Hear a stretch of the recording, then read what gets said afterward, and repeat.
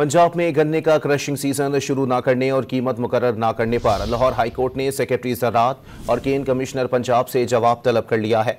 मजीद जानते हैं don news के नुमाइंदे राना बिलाल से। जी राना बिलाल, अपडेट कीजिएगा।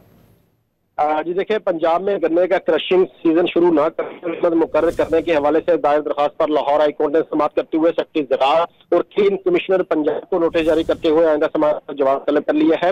लाहौर हाई कोर्ट के जस्टिस शम्स महमूद मिर्जा ने किसान बोर्ड पाकिस्तान के सदर की इस दरखास्त पर समाअत की, जिसमें मौक़िफ़ इख्तियार किया गया था कि कानून के मुताबिक शुगर मिल्स गन्ने की क्रशिंग अक्टूबर में शुरू करती है और हुकूमत गन्ने की फी मन कीमत भी मुकर्रर करने की पाबंद है।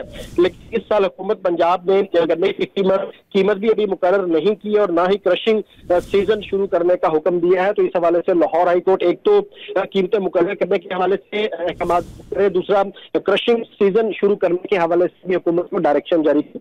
लाहौर हाई कोर्ट के जस्टिस महमूद मिर्जा ने इब्तदाई कार्रवाई के बाद जो है वो है सेक्रेटरी ज़राअत और केन कमिश्नर पंजाब उनको नोटिस जारी करते हुए आइंदा समाअत पर जवाब तलब कर लिया है। बहुत शुक्रिया राना बिलाल।